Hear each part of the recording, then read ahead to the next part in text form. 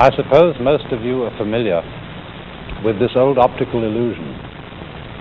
And you're asked the question, which of the three thick black lines is the longer? And I suppose one's natural reaction is to say the one on the left.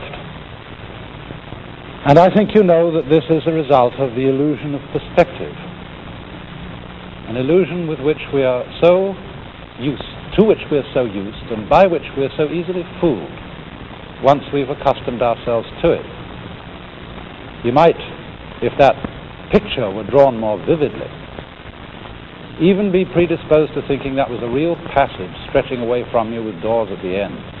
Of course, if you came up against that kind of thing painted against the wall, you might make the mistake of walking into it and banging your nose. But this is an example of what we were talking about last time as Maya, that word from Indian philosophy which generally has the meaning of illusion, or rather illusions brought about by the acceptance of certain conventions, of which perspective was an example. When we are not aware that certain things which we take for granted, like the separateness of things from each other, when we are not aware that this is a matter of convention, we are apt to be fooled. Now, I think one of the conventions by which we tend to be fooled more than almost any other is time. And for all human beings, time is a matter of extraordinary importance. And perhaps this is one of the principal ways in which we differ from animals. Because man has been called a time-binding animal. That is to say, a creature who is vividly aware of the fact that his life moves, as it were, along a line from the past through the present and into the future. Animals apparently live pretty much moment by moment. They don't appear to have very strong memories, but because man has a strong memory, he is able to bear the past in mind and, as it were, cast it forward into visions of the future based upon what has happened in the past. And therefore, although this facility gives man the most extraordinary ability to plan his life, to prepare for future eventualities, at the same time, there is a very heavy price which he pays for it, and especially if he takes this ability too seriously. In other words, if he doesn't realize that the true reality in which he lives is the present moment now. For example, the animal probably doesn't concern itself very much with problems of future disease, death, or starvation, and things of that kind. If an animal sees another dead animal lying around, I don't suppose he thinks to himself, well, one day that's going to happen to me. Rather, he just sees a dead animal, sniffs it, sees whether it's good to eat, and wanders away. But for human beings, it's entirely different, because we actually spend most of our time and a great deal of our emotional energy living in time which is not here, living in an elsewhere which is not concretely real. So much so that although we may be quite comfortable and happy in our present circumstances, if there is not a guarantee, not a promise of a good time coming tomorrow and tomorrow and tomorrow and tomorrow, we are at once unhappy, even in the midst of pleasure and affluence. And so we develop a kind of chronic anxiety about time. We want to be sure more and more, because of our sensitivity to the feeling of time, we want to be sure more and more that our future is assured. And for this reason, the future becomes of more importance to most human beings than the present. And in this sense, we are hooked, taken in by a Maya, because it is of very little use to us to be able to control and plan the future unless we are capable at the same time of living totally in the present. And so, when in civilized societies we spend so much of our time living for the future, we become very much like those celebrated donkeys, you know, that have a carrot fastened on a stick that's tied to the neck, you know, behind here, and it comes over, and there's the carrot dangling in front of them. And they pursue it, but could never reach it. And so in exactly the same way, it's that way with us. My goodness, don't you remember when you went first to school? You went to kindergarten. And in kindergarten, the idea was to push along so that you could get into first grade, and then push along so that you could get into second grade, third grade, and so on, going up and up. And then you went to high school, and this was a great transition in life. And now the pressure is being put on. You must get ahead. You must go up the grades and finally be good enough to get to college. And then when you get to college, you're still going step by step, up to the great moment in which you're ready to go out into the world. And then when you get out into this famous world comes the struggle for success in profession or business. And again, there seems to be a ladder before you, something for which you're reaching all the time. And then, suddenly, when you're about 40 or 45 years old in the middle of life, you wake up one day and say, huh? I've arrived. And by Jove, I feel pretty much the same as I've always felt. In fact, I'm not so sure that I don't feel a little bit cheated. Because, you see, you were fooled. You were always living for somewhere where you aren't. And while, as I said, it is of tremendous use for us to be able to look ahead in this way and to plan, there is no use planning for a future, which when you get to it and it becomes a present, you won't be there. You'll be living in some other future which hasn't yet arrived. And so in this way, one is never able actually to inherit and enjoy the fruits of one's action. You can't live at all unless you can live fully now. And because now is never satisfactory, because we're never really living in it, we get more and more avid to go ahead and pursue the future. We develop our technology to a fantastic ability, where we can more and more fulfill our desires for the future almost immediately, working towards a sort of push-button world. But have you ever stopped to think what the world would be like if you could fulfill every wish the moment you wished it? Suppose, for example, on going to bed at night, you could always dream whatever you wanted to dream. What would happen after a while? Of course, I suppose at first you would dream fantastic pleasures, wonderful adventures, fulfillment of all the things you ever wished. Then as time went on, don't you think you'd want to be, a little bit surprised, to have a little bit less control over what was happening to you? And after you'd experimented with this for some months or years, you might even want dreams in which you suffered. Because there is no real delight, no real fulfillment without delay. Doesn't every child know on a hot day when you think, I'm terribly thirsty and I'd like an ice cream soda? Haven't you tried the experiment of putting off drinking it, putting off, so that you get thirstier and thirstier, and it's so much fun when you finally get to it? And so in the same way, impatience with time, always wanting the future, is frustrating.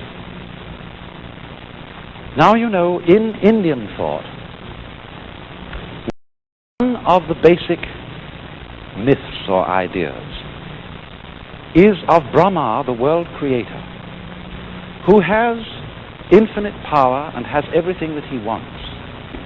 But he is like our dreamer, and he wants to do something with the infinite time at his disposal. And therefore what he does is to dream, just like this, to dream the existence of the world. And he does it over enormous and incalculable periods of time, dreaming that he is the knower, the self, in every single creature that exists in the world, dreaming them all at once, experiencing their joys and sorrows, completely plunging himself into the adventure of forgetting who he is. But he does this for immense and vast periods, rivaling in conception the latest modern astronomical ideas of the extent of time. You know, the basic reckoning period of time in the life of Brahma, the creator, is called a kalpa.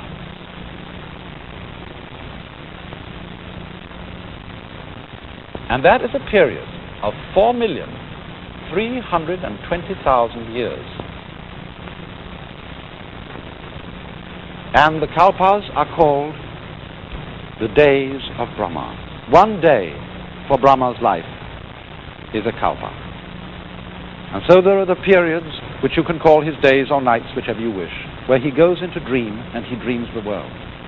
And then for the following kalpa he wakes up and realizes who he is again, and then he dreams again, going on and on and on through years of kalpas, of 360 days and nights of Brahma, centuries of kalpas, endlessly, endlessly, endlessly.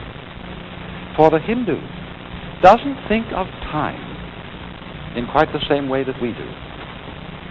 Obviously, we think of time as linear, day after day after day after day, going along in a line.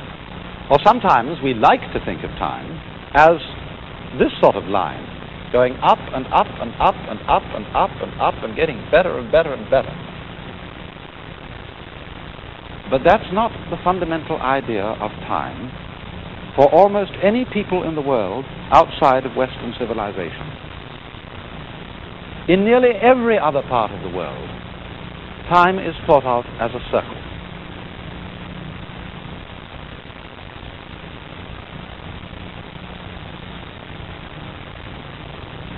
And they say, after all, isn't it reasonable for it to be a circle? Look at your watch.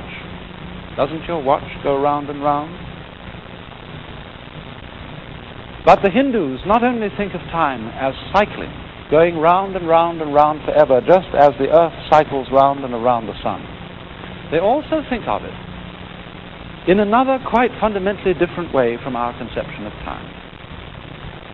I referred to this idea that's common among us, that time is going up and up and things are getting better and better.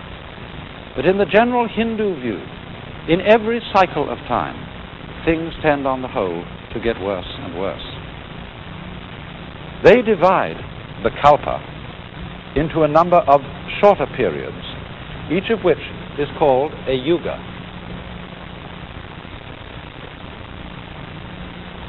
But the yugas are so arranged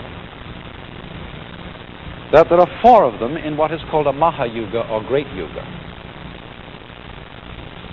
The first one, occupying this period, is the longest.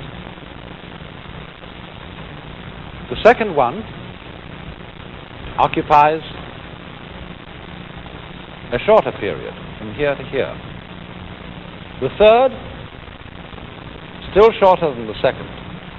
The fourth, the shortest of all. And the names that are given to them are the names of the throws in the Indian game of dice. The best throw, the throw of 4, is called Krita. And that lasts for the longest time. It is a golden age where everything is just fine. The next one is called Treta, the throw of 3. Pretty good, but not quite so good. The third is called Dvapara, the throw of 2.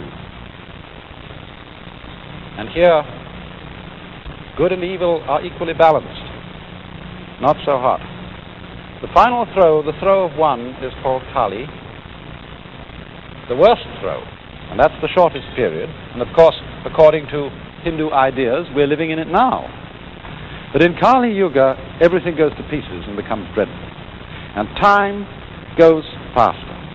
Now, why do they feel that time deteriorates in this way?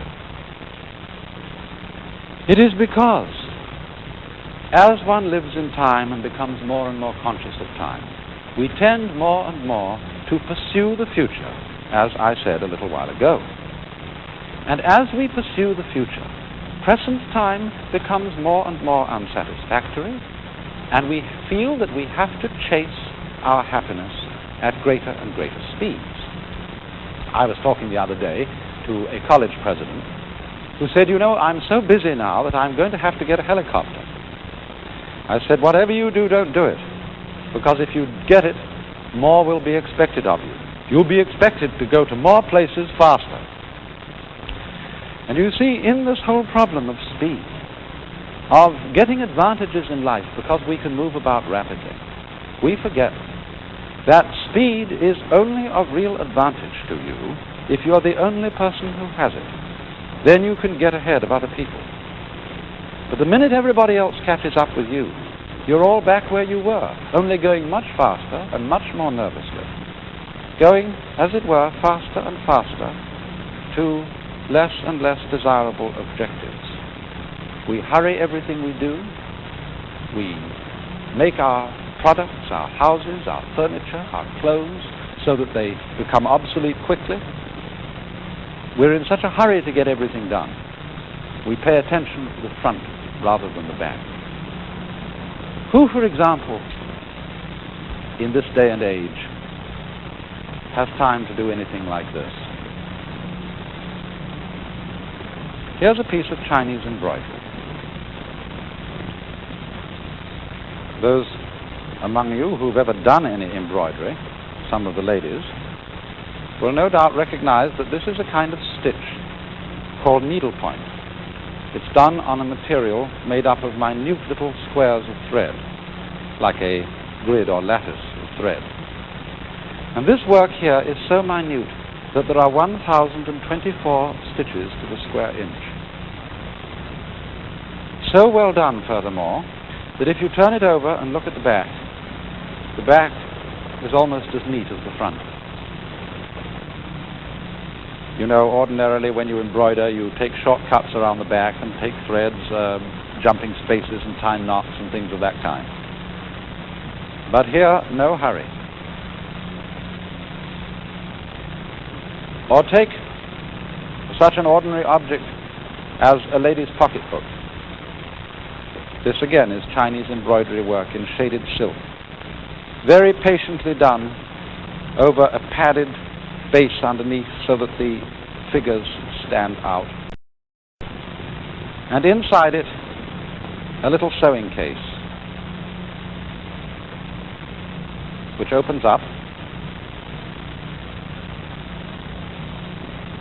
showing concealed within the place for the scissors, but the most delicate work. But in this day and age, we don't have time for it. Because we are always in a hurry to get things finished, and so the things that we finish weren't worth finishing because they were done so fast. After all, the enjoyment of our world is not really unlike listening to music. We don't play music in order to get somewhere. I mean, if the objective of music were to arrive at a point, say the last bar, the final great crashing chords of the symphony, well then all we'd do, we'd be just hurry up its playing, play it as fast as possible so as to get to the culmination, the end, as soon as possible. Or just cut out the whole symphony and play only the last bars. To be able to enjoy it, we have got to live each moment of the playing and listen to it as if it were the only thing important to listen to. And then if we do that, our time has an entirely different quality. It's represented in a Buddhist saying that spring does not become the summer. There is spring, and then there is summer. Firewood does not turn into ashes. There is first firewood, and then there are ashes. The two stages being, as it were, sufficient by themselves. And this is intended to give the idea of living in a fully concrete present into which you settle in. I mean, the present for most of us is, isn't it, just a hairline on a dial. And the hand goes by it flash, and there's nothing in it, one after another. But here there is an entirely different sense of the present, as something you can settle into. there's a line behind me from a Chinese poem. And it says, literally, day, ditto. In other words, day, day, that is good day. Every day is a good day. And it comes as the last line of this poem. In spring, hundreds of flowers. In summer, refreshing breeze. In autumn, the moon. Free your mind from idle thoughts, and for you, every season is a good season, or every day is a good day. And idle thoughts mean illusory thoughts, thoughts of pursuing a future, thoughts of making one's happiness depend on something which isn't here at all.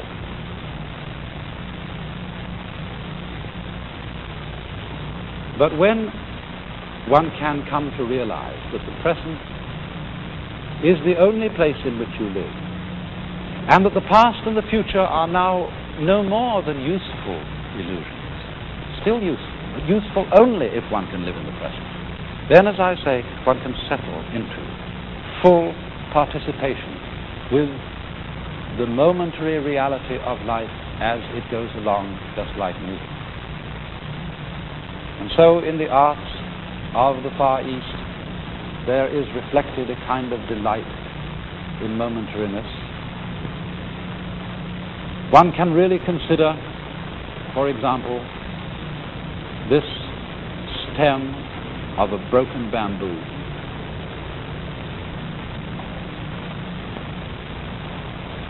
Or, not only in painting, but in poetry, a poem in the Japanese haiku style, poems which just crystallize a single moment. In the dark forest, a berry drops, the sound of the water.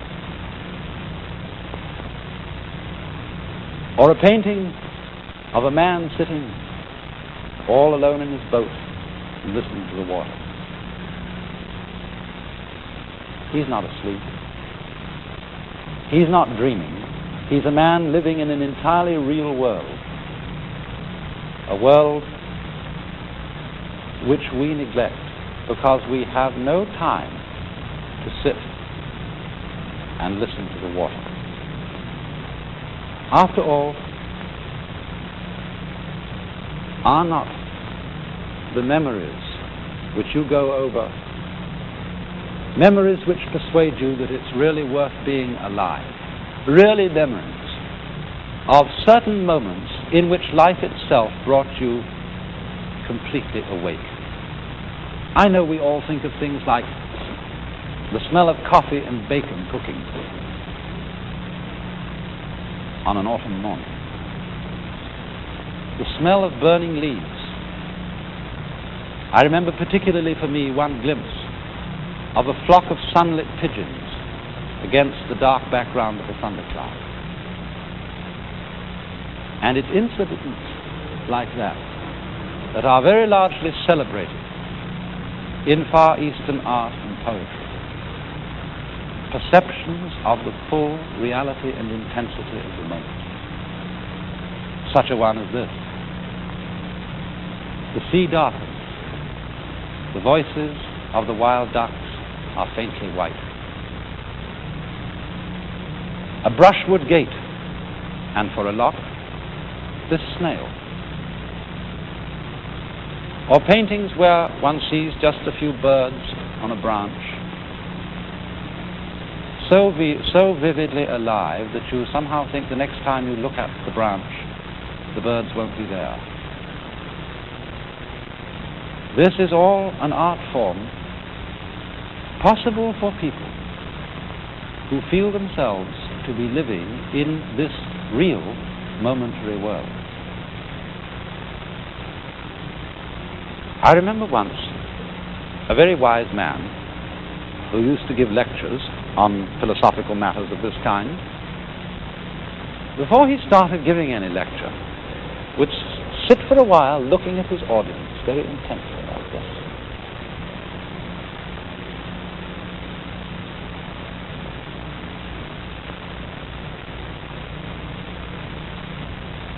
And then quite suddenly he would say, "Wake up!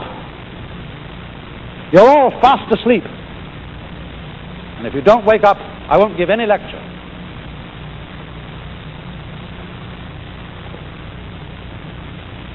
And another Chinese sage pointed one day to some flowers while talking to a friend and said, "Most people look at these as if they were in a dream."